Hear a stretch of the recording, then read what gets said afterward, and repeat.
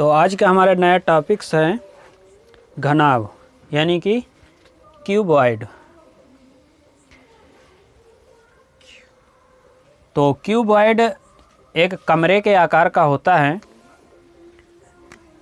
जिसको हम फिगर से देखेंगे।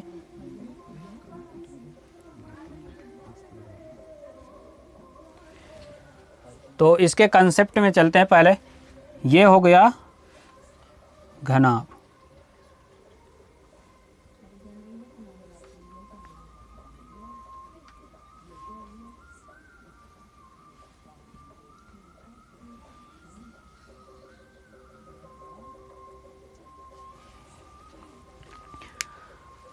अब इस घनाभ में ये 3 डायमेंशनल है। इसको ऊंचाई मान लिया, ये हो गई चौड़ाई और इसको लंबाई, यानी कि एक भुजा लंबाई, दूसरी चौड़ाई और तीसरी ऊंचाई। इसमें से यदि बात किया जाए तो लंबाई कितनी होगी, यानी कि ये 4 लंबाई हैं, 4 ऊंचाई हैं और 4 चौड़ाई हैं। इन्हें ये भुजाओं की संख्या निकालने के लिए आता है। तो ये भुजाओं की संख्या क्या हो जाएगी, यहाँ से 4 4 होती हैं तो 4 तिया 12, यानी कि इनकी भुजाओं की संख्या हो गई 12, यानी कि जिसे किनारे भी कहते हैं। अब यहाँ से ये एक फलक है, इसका नाम फलक होगा।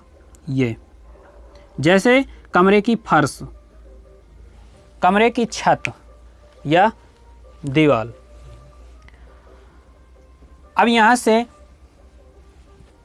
कमरे की फर्श है या दीवार है वो आयताकार होती हैं और आयत का क्षेत्रफल लंबाई गुणा चौड़ाई। तो इसमें से यदि पहली बात किया जाए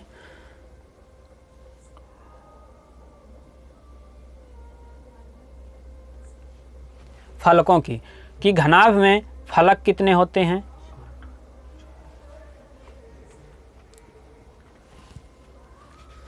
तो कितने फलक होंगे इसमें से 6 फलक होगी, यानी कि 4 तो दीवार हो गई, एक छत हो गई, एक फर्श हो गई। तो फलकों की संख्या 6। इसमें से जो पृष्ठीय क्षेत्रफल, अब पृष्ठीय क्षेत्रफल यानी कि इन्हीं 6 फलकों का क्षेत्रफल होगा। इन 6 फलकों का क्षेत्रफल भी हमारा घनाभ का पृष्ठीय क्षेत्रफल कहलाता है। अब इसके सूत्र की बात करें कैसे आता है, तो 6 फलक हैं और 6 फलकों में से प्रत्येक 2 फलक बराबर होती हैं। जैसे आमने सामने की दीवार और ऊपर छत और नीचे की फर्श, प्रत्येक आयताकार होते हैं। तो 2 लगा दिया, इसका मतलब कि 2 हैं सामने वाली भुजाएं 2 जिनका क्षेत्रफल बराबर है। लंबाई गुणे चौड़ाई, एक इसका आगे या नीचे वाली फर्श का। लंबाई गुणा ऊंचाई, ये एक दीवार का है और जो शेष दीवार है उसका होगा हमारा BH, सीरियल से लिख देंगे। 2 लगा है मतलब 2 लंबाई और चौड़ाई वाली हैं, 2 लंबाई और ऊंचाई वाले हैं और 2 चौड़ाई और ऊंचाई वाले हैं। तो ये हो गया हमारा पृष्ठीय क्षेत्रफल।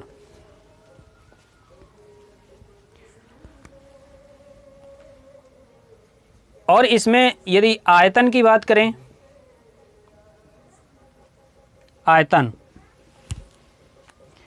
आयत का क्षेत्रफल पढ़ा है कि लंबाई गुणे चौड़ाई होता है, लेकिन 3 डायमेंशनल में यहाँ पर ऊंचाई और आ जाती है और उसी का नाम क्षेत्रफल ना होकर के वो आयतन में बदल जाता है। तो आयतन का क्षेत्रफल हो जाएगा लंबाई गुणे चौड़ाई और गुणा ऊंचाई।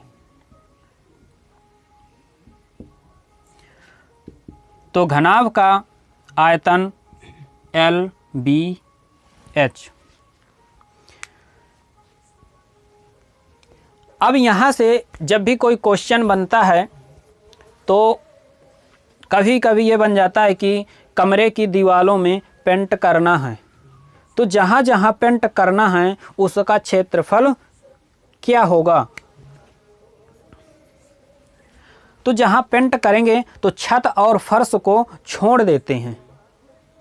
यदि केवल दीवारों में करना है तो दीवारें कितनी बची, 4, और 4 दीवार हैं इसमें से। तो यहाँ से लिख के आएगा कि कमरे की चारों दीवारों का क्षेत्रफल, दीवारों का क्षेत्रफल।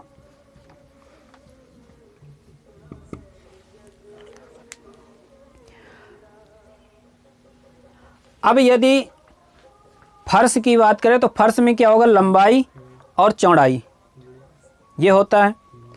और यदि दीवार की बात करें तो दीवार में क्या होता है, लंबाई तो होगी लेकिन इसमें क्या होगा, ऊंचाई होगी।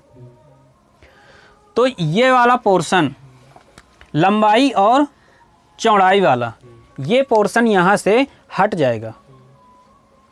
क्यों? क्योंकि ये फर्श और छत का है, और फर्श और छत के क्षेत्रफल को यदि हटा देते हैं तो दीवार का क्षेत्रफल मिल जाएगा। तो इसी वाले से यहाँ से LV वाले फैक्ट को, टर्म्स को हटाएंगे तो यहाँ बचेगा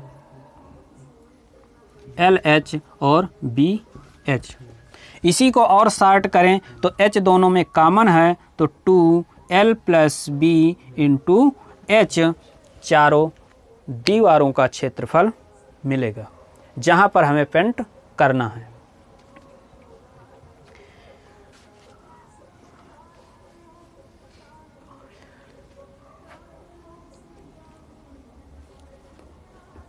अब इसका अगला नंबर से है विकर्ण। अब इसका विकर्ण क्या कहलाता है? विकर्ण मीन्स वह ज़्यादा से ज़्यादा लंबाई जो इस घनाभ में, या हम कह सकते हैं कि यह कमरे में आ सके। क्वेश्चन में क्या आता है कि इस कमरे में बड़ी से बड़ी लंबाई की छड़ कितनी आ सकती है। यदि हम एक किनारे से, नीचे वाले एक किनारे से रखें, नीचे वाले किनारे से, और जस्ट इसके अपोजिट वाले किनारे से मिला दें तो ये इसका क्या होगा, विकर्ण होगा। और हम जानते हैं कि विकर्ण ही सबसे बड़ी लंबाई होती है। अब उस विकर्ण की लंबाई यहाँ से निकालेंगे तो इसका रिलेशन करते हैं हम समकोण त्रिभुज से। समकोण त्रिभुज में 2 डायमेंशनल है, लेकिन उसको हमने याद कर रखा है कि कर्ण बराबर √ लंब स्क्वायर और प्लस आधार स्क्वायर। बस यही सूत्र है, इसी का आगे एक्सटेंशन हो गया है। कर्ण 3 डायमेंशनल में कर्ण बन गया विकर्ण। लंब यानी कि लंबाई को समझ सकते हैं, आधार हो गया हमारा B, और ऊंचाई इसमें से और आ जाएगा, जैसे कि इस आयतन में H आ जाता है। तो इसी को याद में करते हुए इसको 3 रूपों में लिखेंगे, √ L² + B² + H²। जब भी बड़ी से बड़ी छड़ की बात की जाती है तो वो ये विकर्ण की बात ही करता है।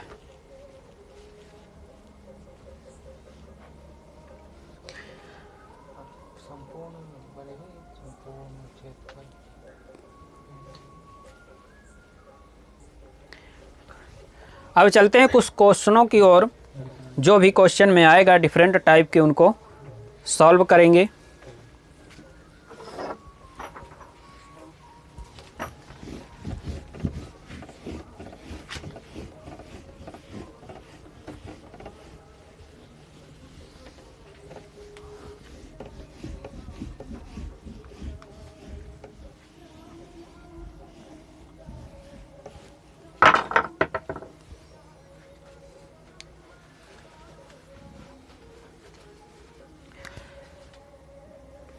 जैसे इसका पहला क्वेश्चन करते हैं कि एक कमरे की लंबाई, एक कमरे की लंबाई को हम सीधे L से लिखते हैं। L बराबर 12 मीटर, चौड़ाई B बराबर 10 मीटर और ऊंचाई 8 मीटर है। तो कमरे का आयतन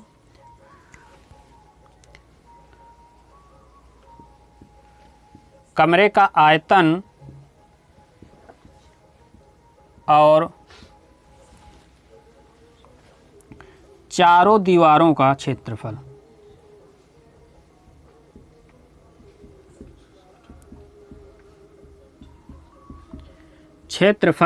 क्या होगा?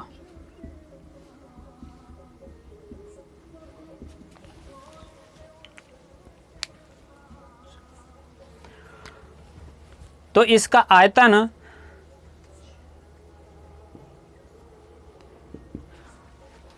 लंबाई गुणे चौड़ाई गुणा ऊंचाई,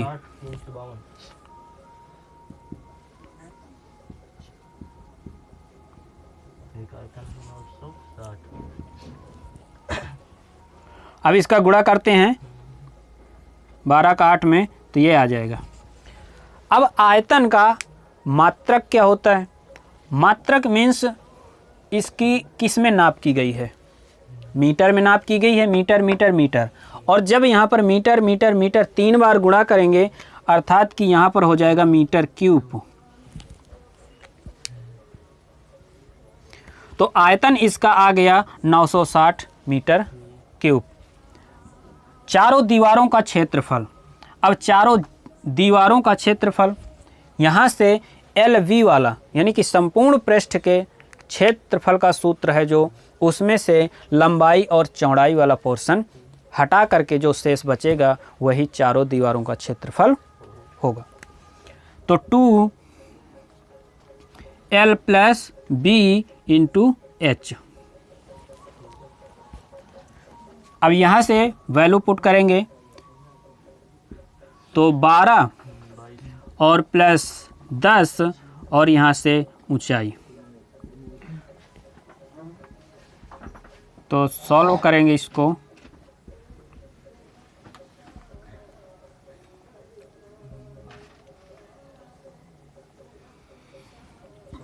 सोलह दूना 32 और 32 और 3 352।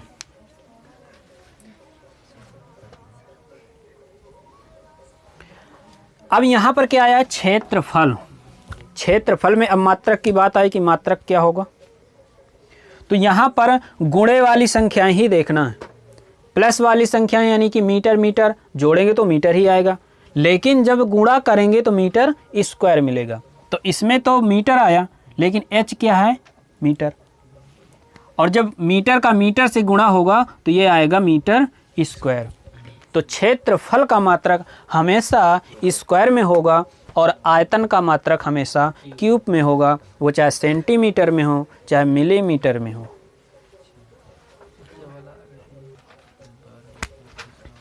अब जैसे कि ये क्वेश्चन है कि 15 मीटर लंबे, 12 मीटर चौड़े और 9 मीटर ऊंचे किसी हाल में, हाल कमरा है बड़ा सा, रखी जा सकने वाली बड़ी से बड़ी छड़ की लंबाई ज्ञात कीजिए।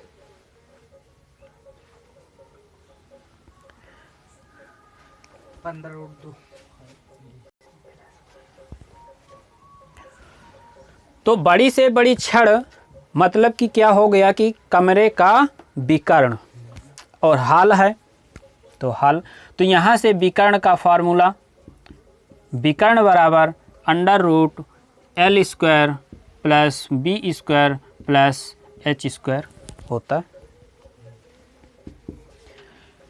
अब इन सभी के वर्ग करेंगे। 15 का वर्ग प्लस 12 का वर्ग प्लस 9 का वर्ग 81 हो गया। जोड़ो इनको सबको, तो यहाँ से जोड़ दिया 5, 5 10 हो गया, 1 आ गया, तो यहाँ से जोड़ो 9 4 13 और 13 2 15, 1 आया। अब यहाँ से ये, अब इससे बाहर निकालते हैं, क्या बाहर निकलेगा। अब यहाँ से देखो 9 पनम 45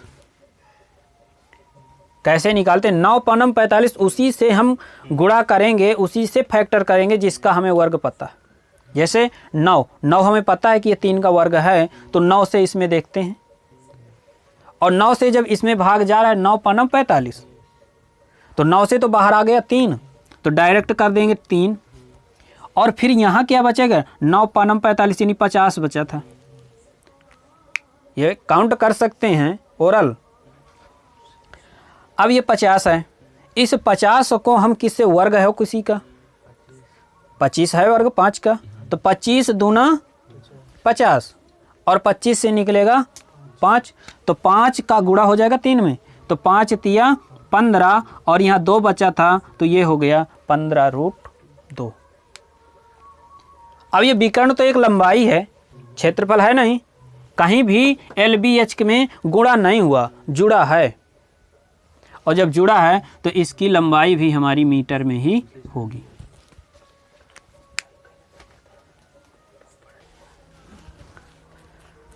अब जैसे कि ये क्वेश्चन है कि एक घनाभ की विमाओं में 2:3:4 का अनुपात है, यदि उसका आयतन 3000 घन सेंटीमीटर हो तो उसका संपूर्ण पृष्ठ ज्ञात कीजिए। अब यहाँ पर आयतन दिया है घन सेंटीमीटर, घन मीन्स क्या होता है सेंटीमीटर क्यूब, चाहे घन सेंटीमीटर क्यूब लिखें चाहे घन सेंटीमीटर लिखें। आयतन यहाँ से ये अनुपात में ही मान लेते हैं, इसके अनुपात है। अनुपात जब तोड़ते हैं तो यहाँ पर एक चर राशि लगती है, यानी कि जैसे यहाँ से L माने तो L हो जाएगी 2x, B हो जाएगा 3x और H हो जाएगा 4x। ये एक बेस है जो कि हमें यहाँ पर हर बार इसको राइट नहीं करना, इसको केवल ओरल सॉल्व करना है। अब ये जो x है यहाँ से हमने लिख के दिखाया है कि जब LVH आयतन में क्या होता है L गुणे B गुणे H, जब तीनों का गुणा करेंगे तो ये x है, x का क्यूब होगा, क्यूब होगा। अब जब क्यूब होगा यहाँ से, क्योंकि 3 है ना, ये देखो, तो इन्हीं अनुपातों का गुणा कर लो, 3 दूना 6, 6 चौक 24, 24 आया। लेकिन यहाँ से जो ये तुम्हारा x है तो x क्यूब रहेगा, यानी कि जब हम इसको सॉल्व करेंगे तो ये किसके बराबर हो जाएगा 3000 के। यहाँ से काट दें तो 3 8 24, यहाँ से 8 बचा। अब ये क्यूब है, 8 किसका क्यूब है, इधर ले जाओ, यहाँ से बचेगा 1000, यहाँ से बचे 8। जब क्यूब रूट लेंगे तो ऊपर से 10 आ जाएगा नीचे से, यानी कि x की जो वैल्यू आ गई हमारी वो है 5। इसी को तो कहते हैं रेशियो। अब ये 5 रेशियो है, तो यहाँ से हम L का मान क्या होगा 2 गुणे 5, B का मान क्या होगा 3 गुणे 5, H का मान क्या होगा 4 गुणा 5। अब यहाँ से क्या निकालना क्या है हमको, संपूर्ण पृष्ठ ज्ञात कीजिए। संपूर्ण पृष्ठ मीन्स चारों दीवार तो रहेंगी ही, लेकिन फर्श और छत भी रहेगा। तो संपूर्ण पृष्ठ क्षेत्रफल क्या हो जाएगा इसका 2, ये सूत्र याद हुआ है L B B H और HL, यही है संपूर्ण पृष्ठ का। अब इसमें से देखो, यदि रेशियो को ही हम गुणा करें तो यहाँ पर रेशियो देखो 2 बार आता है। अब कैसे कंक्लूड करते हैं, L है B है, L का मान जब रखेंगे तो इसमें भी x है, B का रखेंगे तो इसमें भी x है। जब इसका गुणा होगा तो यानी कि x स्क्वायर, इसमें जब होगा तो भी x स्क्वायर आएगा, इसमें भी होगा तो भी एक्स स्क्वायर आएगा। यानी कि रेशियो का स्क्वायर हमारा आ रहा है किसमें, पृष्ठ में। क्षेत्रफल में हमेशा पृष्ठ होता है और पृष्ठ में क्या आता है, रेशियो का स्क्वायर आता है। तो जब रेशियो का स्क्वायर आता है तो इसी रेशियो के स्क्वायर का हम लास्ट में भी गुणा कर सकते हैं। तो यहां से सीधे से इनसे वैल्यू निकालो। 2 उसी तरह। अब एल बी इनका 3 दूना 6 प्लस बी एच 4 तिया 12 एच एल 4 दूना 8। ये है रेशियो आया था स्क्वायर में, तो इसी स्क्वायर को यानी 5 का स्क्वायर यहाँ से आएगा 25, जो कि हम गुणा कर देंगे सभी में कॉमन करके।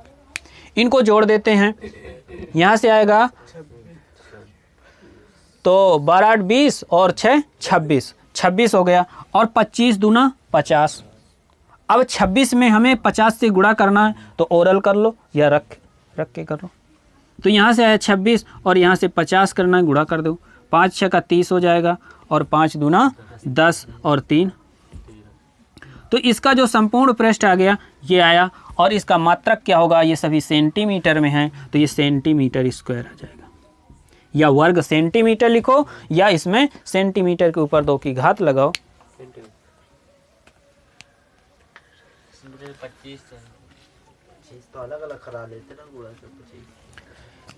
25 ये है 5 का वर्ग, 2 का गुणा किया 25 से,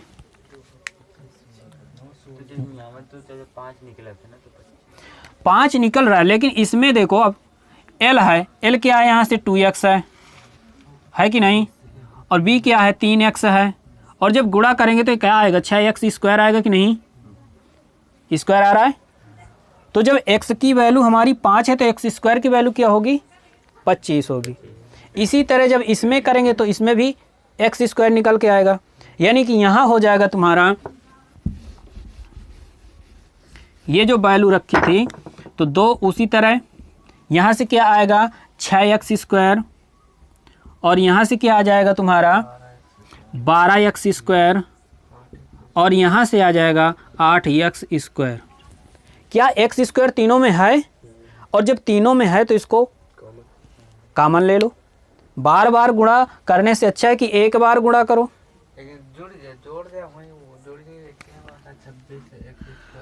तो यहाँ से गुणा कर दे और इनमें से क्या आ जाएगा, जोड़ दिया तो 26। ऐसे सॉल्व कर लो। अब इसकी वैल्यू सबके रख दो और 5 का वर्ग है तो 25 आ जाएगा। अब इसका गुणा करो, वही आएगा 1300।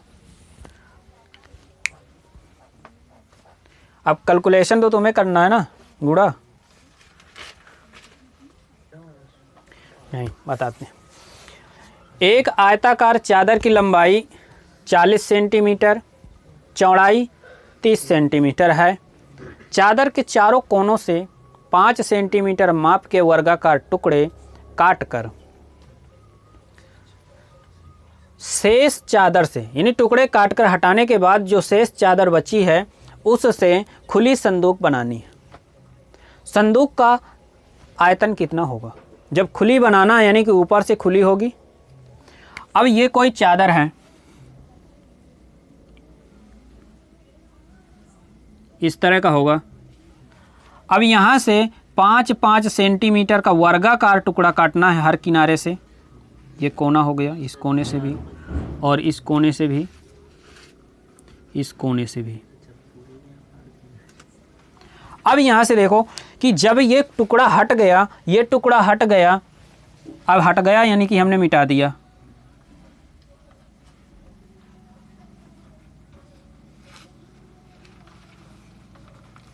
अब इस तरह का चादर बचा हुआ।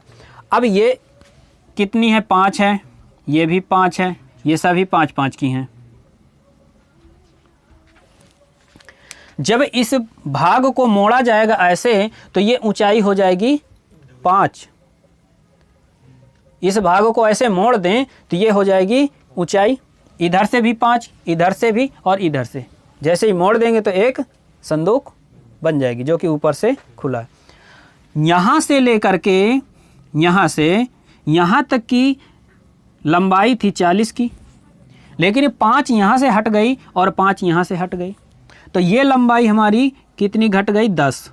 5 इधर से 5 इधर से, तो ये भाग की लंबाई है 10 कम गई, यानी कि 30 बची।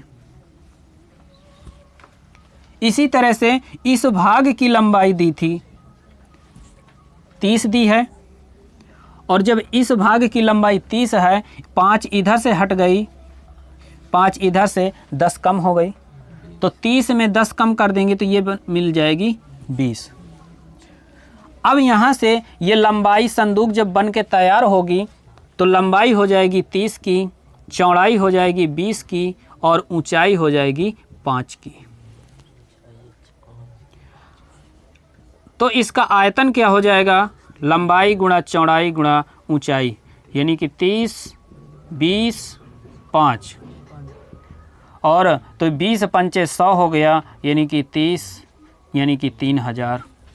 अब यहाँ क्या दिया है? सेंटीमीटर, तो सेंटीमीटर है तो सेंटीमीटर क्यूब, यह इसका आयतन होगा।